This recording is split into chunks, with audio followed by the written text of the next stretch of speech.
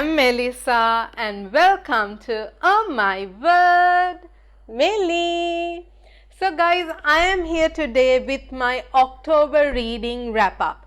And it's not just a normal reading wrap-up video guys, because these are all my Halloween reads for this year. I'm someone who loves to read based on season, and this year around for Halloween as well, I had to read some Halloweeny kind of books as well, and these are all the books that I read for Halloween, and I read about 8 books which consisted of 7 novels and 1 novella. And guys, I absolutely enjoyed these books. Not trying to jinx myself, but October was such a great reading month. I absolutely enjoyed all the books that I had picked for the month as well. So without further ado, let's check out what these Halloween reads of mine were. So the first book, or I should say 2 books, because this is a duology that I read in October, is none other than the Witch Haven duology by Sasha Payton Smith, which includes The Witch Haven and The Witch Hunt. Guys, I had seen these books like recommended across Instagram by uppercase YA and so many other bookstagram accounts for Halloween reads, or like October reads, witchy reads, etc. And when I just went through the blurb of it or the synopsis of it on Goodreads, I knew I had to pick it up, and guys, I do not regret picking it up at all. So I gave a 5-star rating for the first book, whereas I gave a 4-star rating for the second book. This book, or this duology, is like a historical fiction YA fantasy that is set in New York City back in the early 1900s, like if I'm correctly saying 1911. And guys, it was unique, at least unique to me, because I have not read a book like this. And throughout the book, it gave me that feeling of this is like a fusion between The Last Magician and The Lady's Guide to Petticoats and Piracy, because the historical elements of it were just fabulous. I loved how they have balls and grand parties, and then all the dressing up, the historical elements of the way they travel, the cars, the way the cities are, the way they explain it is just absolutely beautiful. The way life goes on in the past, like that, is something I really liked as well. So this follows Frances and Finn, and Frances actually discovers that she is a witch, and she had no clue about it. Like an particular incident that threatened her life made her made her powers bloom, kind of, is what I can say. And this book starts with Frances trying to solve a murder of her own brother who died mysteriously, and it made no sense to her, and she was not giving up, and she was going to find answers. And I just absolutely love that. And like discovering that you are a witch in this magic and non-magic environment, those are like tropes in witchy books that I absolutely love. If you all still haven't watched the witchy book tag, you all can click up here where I talk to you all about these things I like in witchy books. So do check it out as well.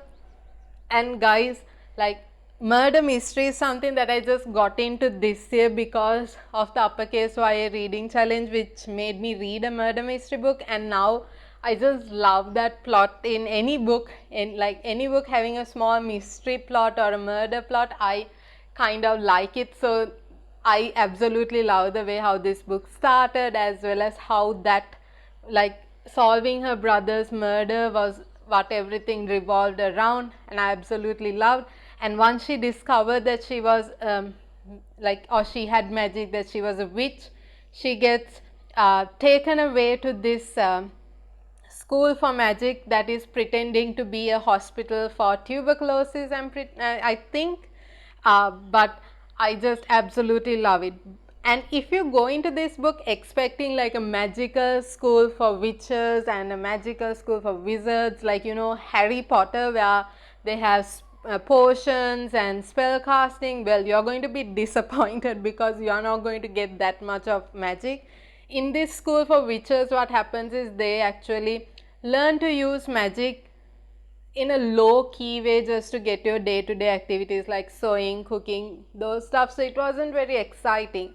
But what was exciting is there was this clash and rivalry between witches and wizards, and these wizards had like magical clubs with brutal and bloody initiations, and that's where actual like magic, like strong magic, brutal magic that was used. And also this book has a plot line of good and dark magic, so I absolutely love going into resurrections, magic after death kind of thing.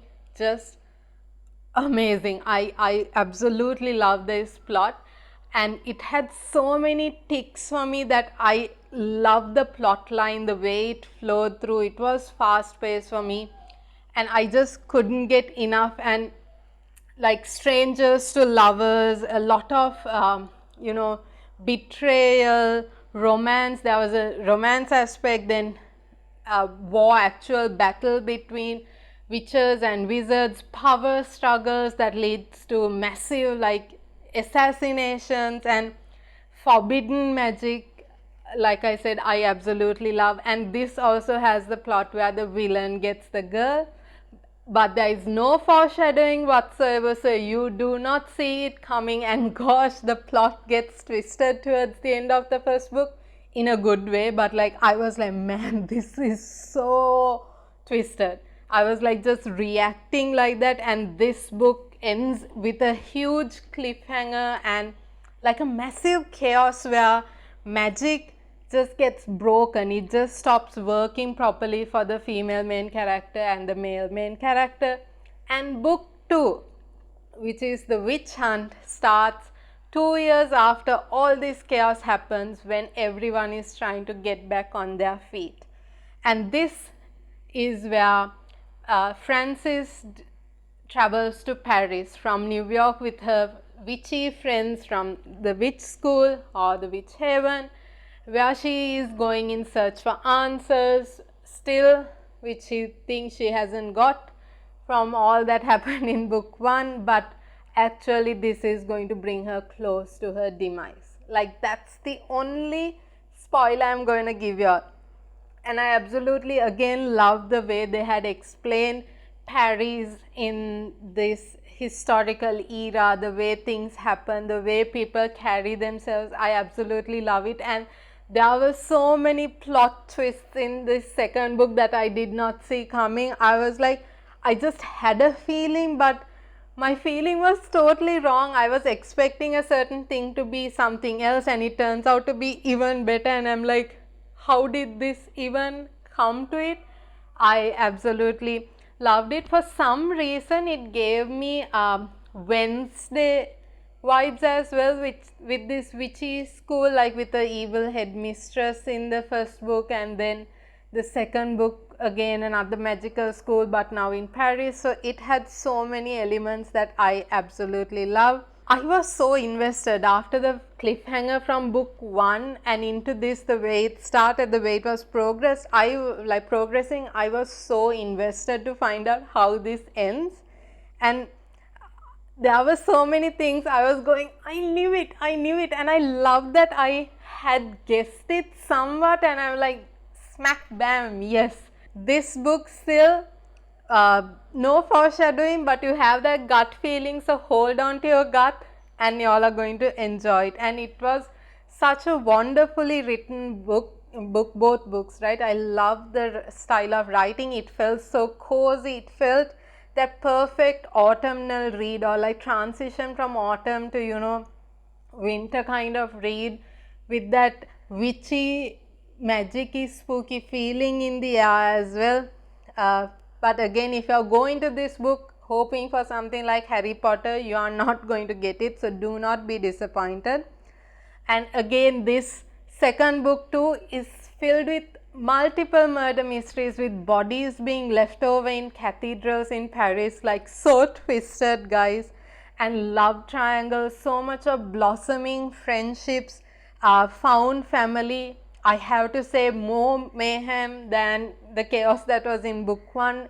It's just so twisted about immortality, magic, and magic or death magic, forbidden magic again. And this also had this dark academia vibes and more witches.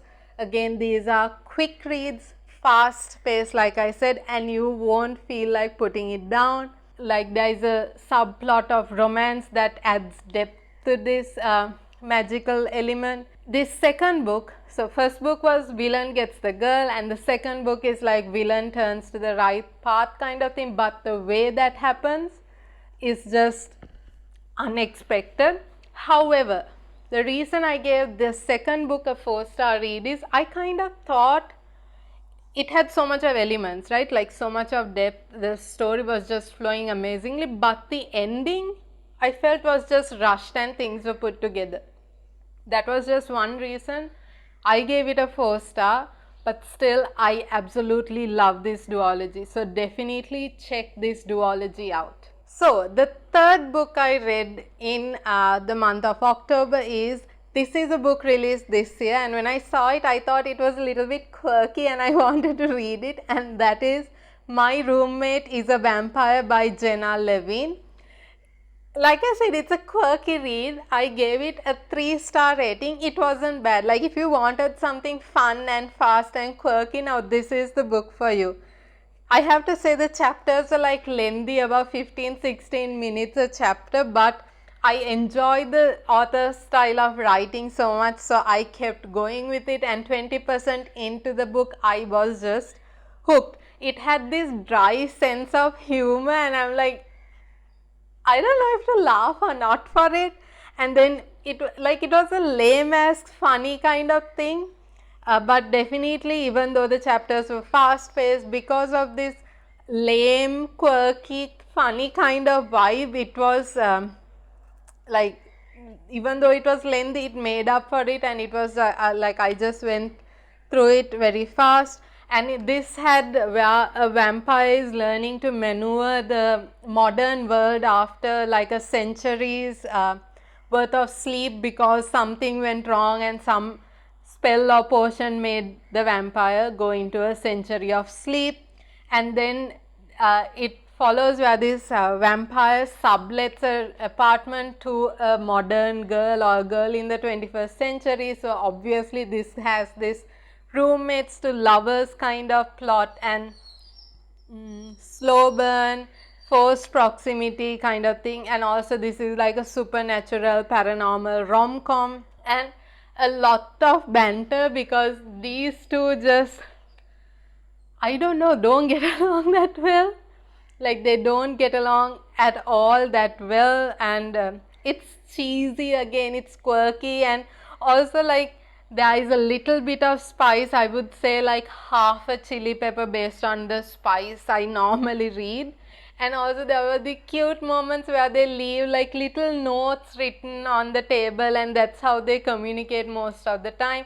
I love the way the girl discovered that her roommate is a vampire. Like it's not a very orthodox way of finding it, and I'm not saying it's an unorthodox way also, it's just weird, but it just made sense in this whole quirky plot line. But the reason I gave it a 3-star is I felt that the book was just rushing. It didn't have a proper sense of coordination. Like first it revolves around a slow burn romance between these roommate to lovers thing, and then all of a sudden they are together, and like I don't like it, I just can't put it into words, but it just didn't make sense after us going through so much of a slow burn, and at the end it's all just, it just clicked, that kind of thing. And the ending was so rushed, like made no sense, and there were these suspense elements of like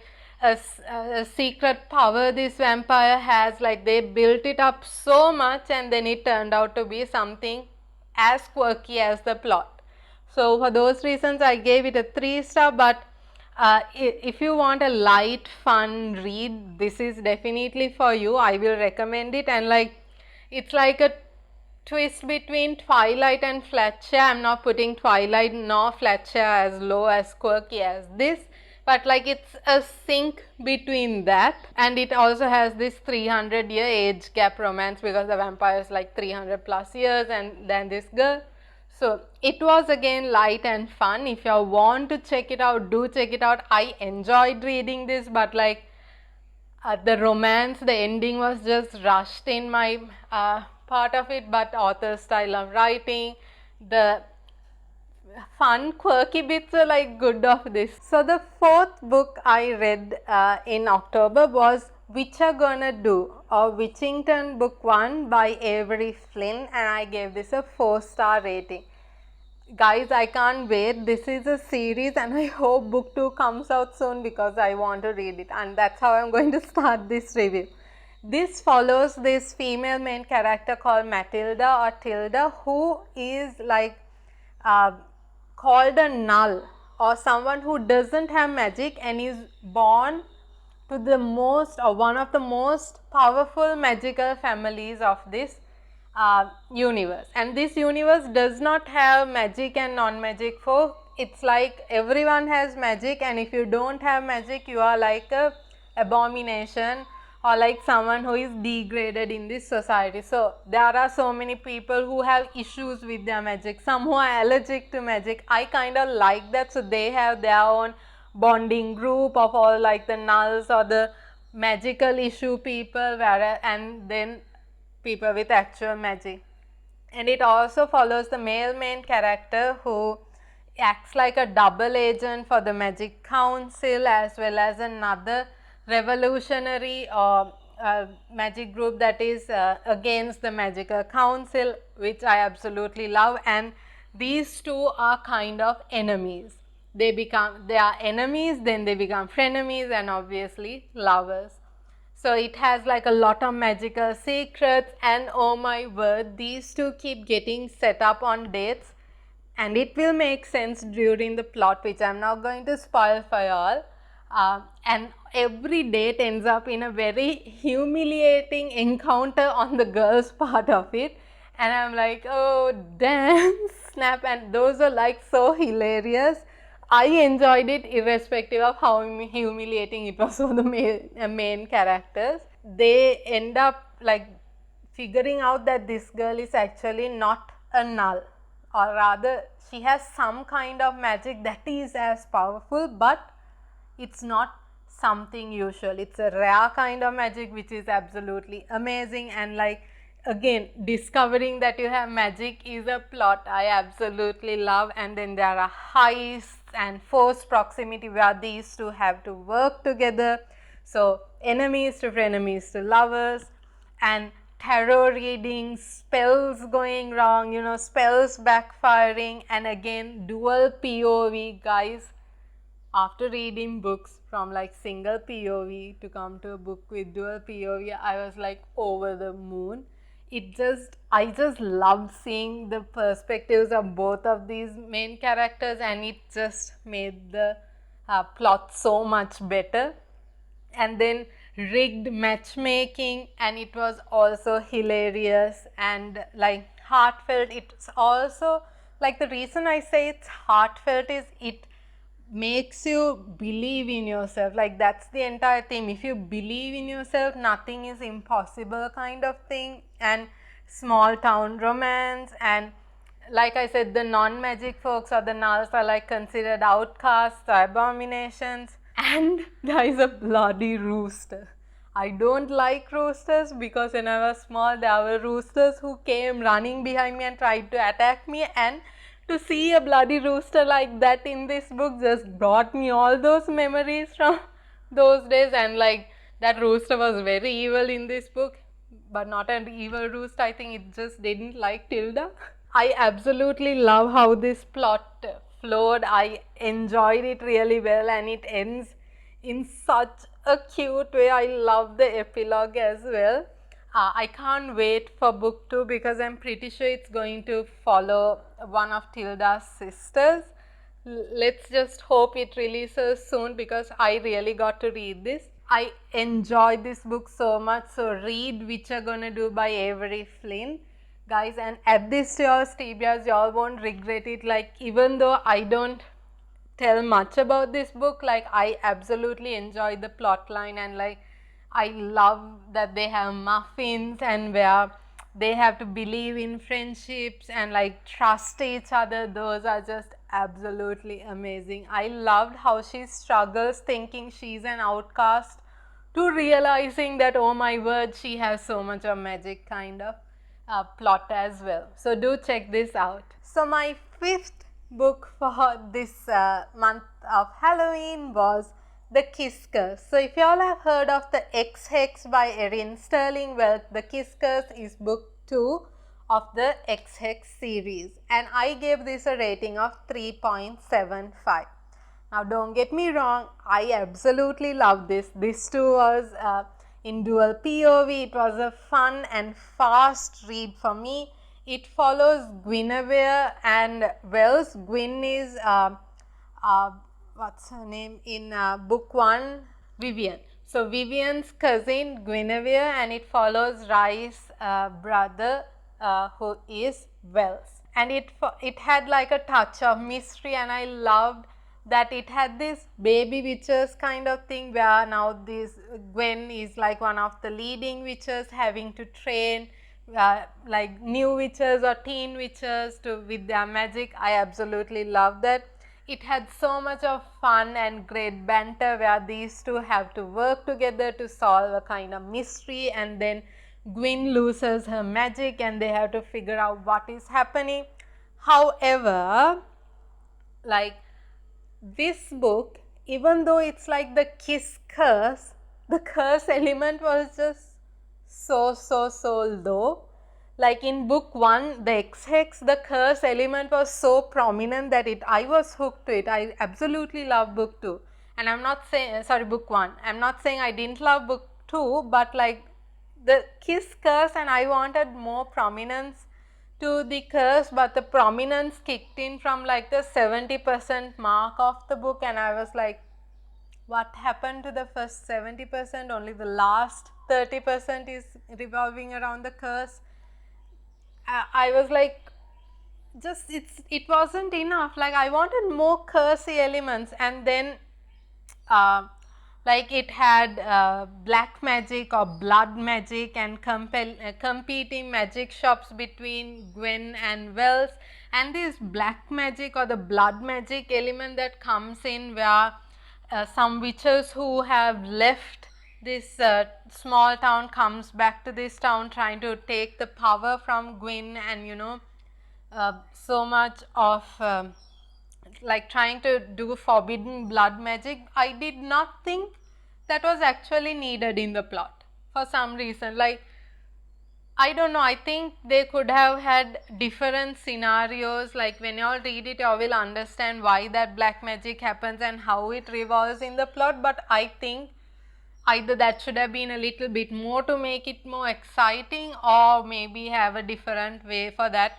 entire scene to play out. That is just my opinion. If y'all enjoy this book, I did, so don't think I didn't, but I didn't like be wowed by it, so don't come at me with pitchforks. This had like quirky, good banter, spice, you know, like they just can't not fall for each other. No matter how much they are angry or they are enemies, they just keep getting attracted, you know, opposites attract kind of thing. I absolutely loved when they were working together. I loved the emotions that went around it when Wells disappeared, and like, you know, Wells not thinking the girl will get hurt by his actions, like he just wanted to help her kind of thing. I absolutely love the dynamic between Gwen and Wells. However, there were so many things in the plot that I did not get along with. Even though it was a fun dual POV quick read for me, I still had my iffies about it. So that's why I gave it a 3.75 kind of rating, but nevertheless I can't wait for book 3, I think, which is coming out next year. So we have come to the last 3 books of my Halloween reads. It's actually a duology with a novella, and this is where the one novella that I read this month comes into play, and that is These Witches Don't Burn, duology by Isabel Sterling, which includes These Witches Don't Burn, which is book 1, This Spell Can't Last, which is book 0.5, which is the novella, and This Coven Won't Break, which is book 2. So for book 1, I gave it a 4.5 star rating, and for the novella, I gave it like a 3-star rating, and book 2, again a 4-star rating. Guys, I absolutely loved this duology. It follows like a witchy LGBTQ characters filled book, and I love the representation. I'm someone who loves representation in books and like equality in books, and this has elemental magic. So this book or this plot has like 3 different kinds of witches. One are the elementals who have power to control the elements like air, water, earth and fire, and it gave me that Avatar the Last Airbender vibes. Then there is another section of witches who are called the casters. They are the ones who work with potions and spells that work around potions.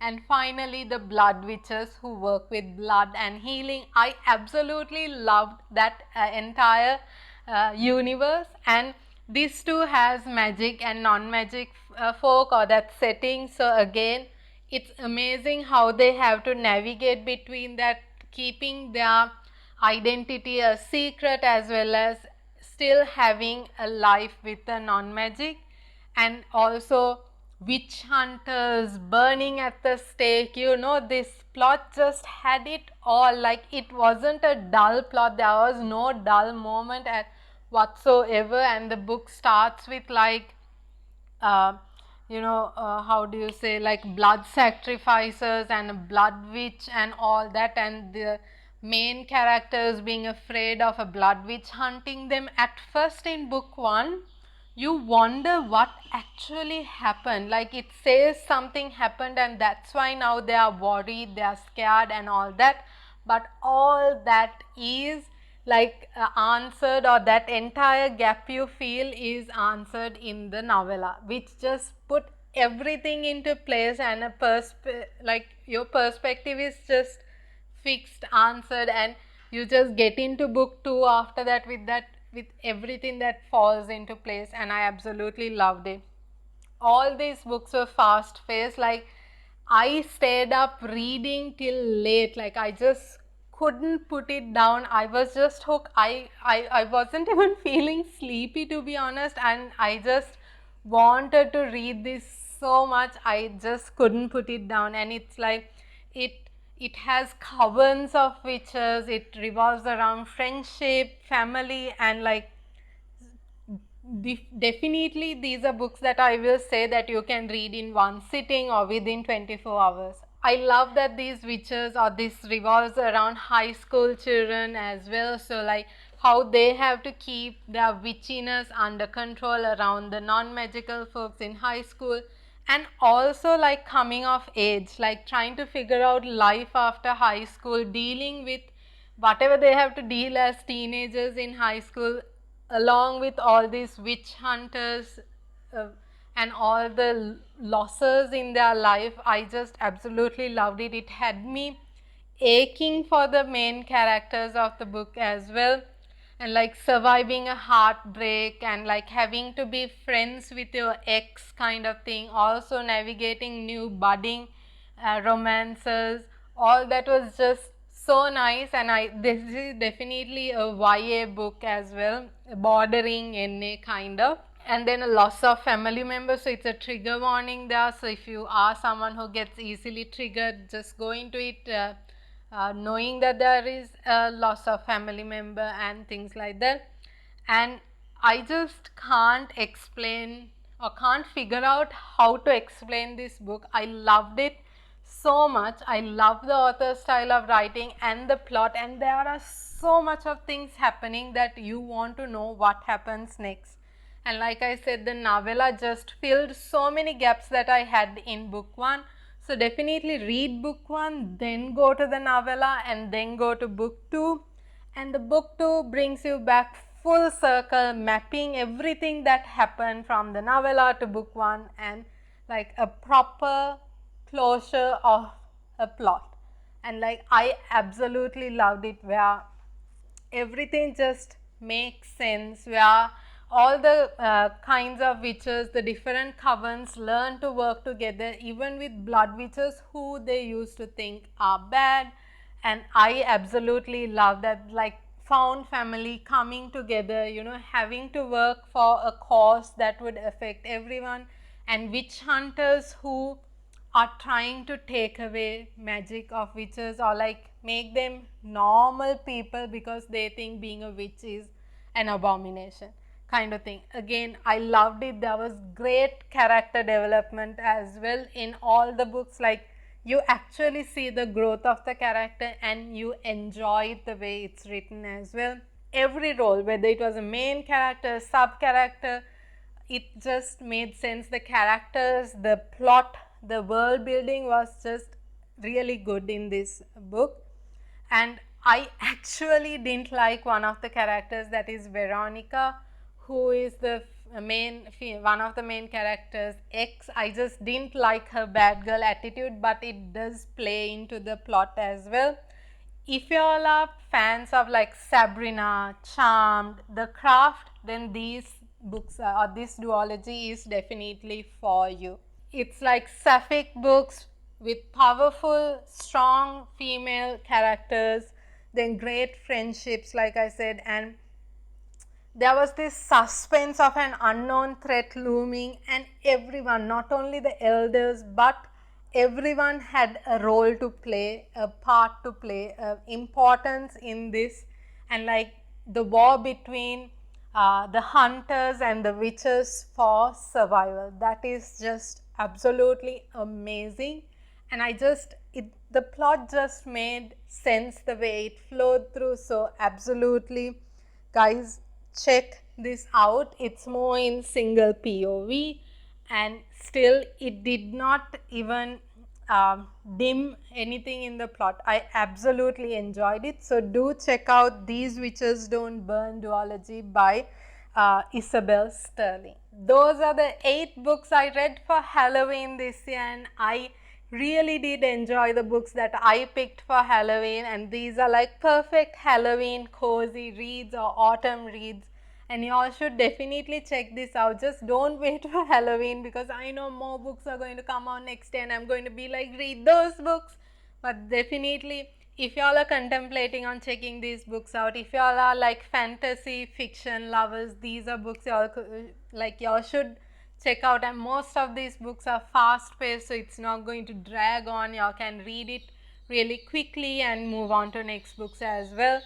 I really truly enjoyed these books, and it gave me that sense of satisfaction that I read well or had a good reading month in October. So do add this to your TBRs as well. I hope that you all liked my mini reviews on each of these books, and I hope to do more graphical reviews on Instagram. I'm trying to get onto my Instagram groove again, but yeah, hopefully we'll see. If you all enjoyed this video and my reviews, don't forget to give it a thumbs up, as well as share this with friends and family. Also next week I have a very exciting video planned for y'all. So don't forget to subscribe to my channel, and as well as click on this little bell icon so that you all get notified when I post that video and any other video down the line as well. Anyway, I think it's time for me to wrap up this video. So with the promises of that exciting video next week, here is me saying bye from Oh My Word